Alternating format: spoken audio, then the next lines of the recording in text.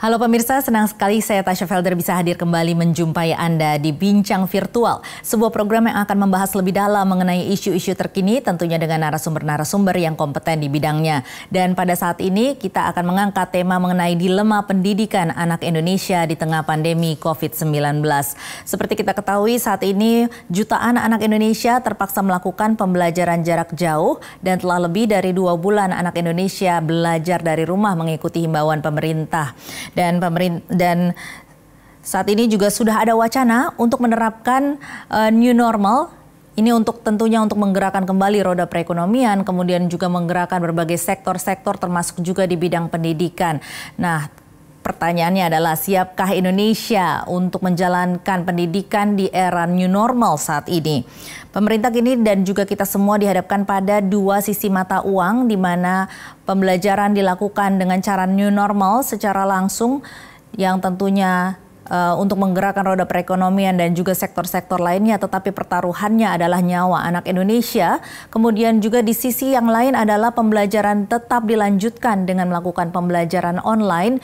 Ini tentunya bisa memutus mata rantai penyebaran COVID-19 dan juga mencegah penularan COVID-19 kepada anak-anak, tetapi dengan resiko bahwa pemerintah harus mengeluarkan lebih banyak lagi biaya dan tentunya juga apakah pendidikan ini bisa optimal diterima oleh anak-anak, terutama oleh anak-anak di daerah-daerah yang tidak terjangkau oleh akses teknologi. Nanti kita akan membahas ini lebih dalam, tetapi saya akan mengajak Anda untuk menyaksikan tayangan yang berikut ini dulu.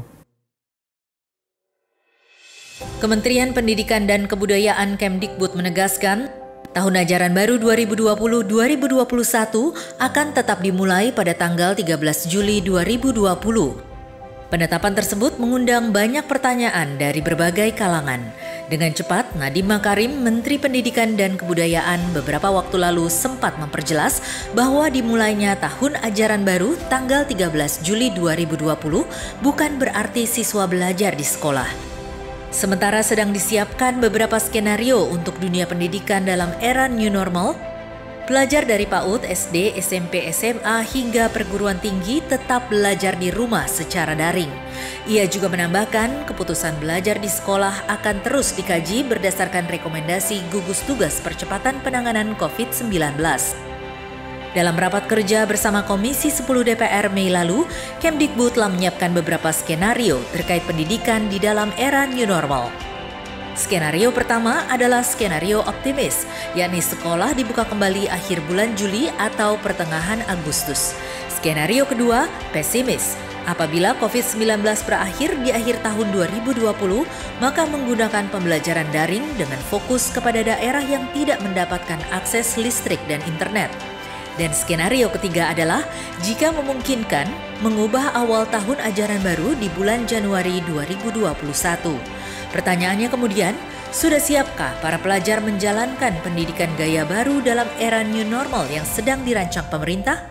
Mungkinkah ada jalan lain untuk menjawab pertanyaan mengenai masalah pendidikan di Indonesia demi menyiapkan generasi bangsa kelak yang cemerlang? Ya, pemirsa, dan saat ini langsung saja saya akan menyapa narasumber-narasumber kita pada malam hari ini. Ada Dr. Kurniawan Taufik Qaddafi dari gugus tugas Satgas COVID-19 Ikatan Dokter Anak Indonesia. Selamat malam Dr. Qaddafi. Ya, dan juga ada Wakil Ketua Komisi 10 DPR RI dari fraksi Partai Demokrat, Pak Dede Yusuf. Selamat malam Pak Dede. Selamat malam Mbak Tasya. Baik, dan juga ada Pak Jasra Putra, Komisioner KPAI. Selamat malam Pak Jasra. Selamat malam Mbak Tasya. Kemudian juga ada Pak Doni Kusuma dari Pengamat Pendidikan. Selamat malam Pak Doni. Selamat malam Mbak Tasya. Tidak ketinggalan juga narasumber tetap kita dan juga co-host saya pada malam hari ini adalah anggota Komisi 6 DPR RI dari fraksi Partai PDI Perjuangan, Ibu Sondang Tiar-Deborah Tampu-Bolon. Selamat malam Bu Sondang. Selamat malam Mbak Tasya. Iya Bu Sondang, ini memang merupakan hal yang dilematis tentunya ya, sangat kompleks mengenai pendidikan ini di tengah pandemi COVID-19 karena dengan masuknya wacana untuk menerapkan new normal ini banyak sekali kendala-kendala yang pastinya harus dihadapi dan juga tentunya ada penyesuaian-penyesuaian yang harus kita lakukan. Bagaimana Bu? Ya, jadi betul sekali Mbak Tasya, dan sebelumnya saya mau menyapa dulu para senior saya di sini, Pak Dede Yusuf, Selamat malam. Bu Sonda, apa kabar? Ya, baik. Terima kasih, Bang Dede. Dan juga Dr. Kadafi, kemudian ada Pak Jasa Putra, serta Pak Doni Kusuma. Nah, kalau melihat kesiapan daripada Indonesia untuk menghadapi new normal, kita harus selalu melihat bagaimana jumlah kasus COVID-19 di Indonesia saat ini apakah masih bertambah ataupun tidak. Dan pada kenyataannya adalah kasus COVID-19 yang terjadi adalah kasus-kasus baru masih terus saja terjadi dan grafiknya masih belum melandai. Dan dengan melihat perkembangan kasus atau jumlah kasus-kasus yang ada, kebijakan pemerintah pusat maupun pemerintah daerah saat ini masih memberlakukan, khususnya untuk di DKI, memberlakukan atau memperpanjang PSBB, pembatasan sosial berskala besar, sampai dengan kalau tidak salah 14 Juni 2020 ya. Seharusnya kan berakhir pada tanggal 4 Juni 2020. Nah, dengan begitu artinya kesiapan saat ini Indonesia untuk menghadapi era new normal masih belum dikatakan cukup baik untuk melangkah ke arah sana. Dan yang harus kita lihat lagi adalah mengenai kalau kita mau bicara tentang pendidikan, kita harus lihat lagi isu yang berkembang pada awal COVID-19 bahwa COVID-19 ini hanya bisa terjangkit atau positif kepada yang usianya dewasa, yang lebih banyak arah 60, lansia, dan lain sebagainya. Tetapi pada perkembangannya ternyata, khususnya untuk di Indonesia, kita membaca di media dan data yang dikeluarkan oleh Ikatan Dokter Anak Indonesia, cukup banyak juga ternyata anak-anak Indonesia yang terjangkit oleh COVID-19 ini. Nah, ini yang menyebabkan keresahan di masyarakat ketika pemerintah mengeluarkan isu atau kebijakan, mau mewacanakan kebijakan, membuka sektor-sektor pendidikan dengan menetapkan protokol COVID-19. Nah, memang ini sangat dilematis sekali ya Mbak Tasya dan rekan-rekan Bapak semua di sini, karena kalau kita melihat bahwa pendidikan jarak jauh ini merupakan sesuatu yang baru untuk anak-anak kita, terutama juga untuk orang tua yang baru beradaptasi menggunakan metode pembelajaran jarak jauh. Saya khususnya secara terus terang, saya merupakan seorang tua juga dan memiliki anak usia 5 tahun, balita, dan akan cukup kesulitan dalam melakukan pembelajaran jarak jauh ini karena belum terbiasa. Apalagi apabila masyarakat yang mungkin dari tingkat pendidikannya pun atau ekonominya pun tidak begitu baik.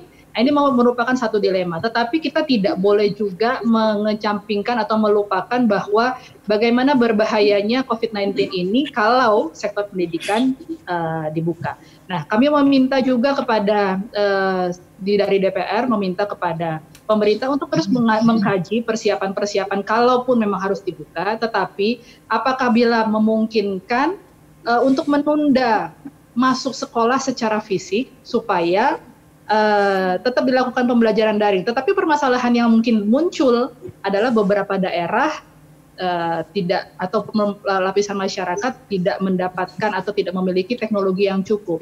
Nah, mungkin solusinya adalah bagaimana pemerintah melakukan penyisiran mana daerah-daerah yang mungkin kita tahu ada beberapa kabupaten, kecamatan, atau provinsi yang mungkin kasus COVID-19-nya tidak terlalu banyak, mungkin itu bisa dibuka melakukan pembelajaran secara fisik. Tetapi untuk daerah-daerah yang merupakan red zone, kami menyarankan untuk bagaimana menunda pembelajaran secara fisik. Nah, mungkin teman-teman di sini, para pakar, mungkin dokter, dan juga Pak Dede Yusuf sebagai selaku Wakil Ketua Komisi 10, dari fraksi Demokrat mempunyai pandangan atau masukan-masukan yang lain yang bisa mungkin untuk memberikan kebijakan kepada pemerintah. Gitu, Bu Tasya. Iya, oke, baik Bu.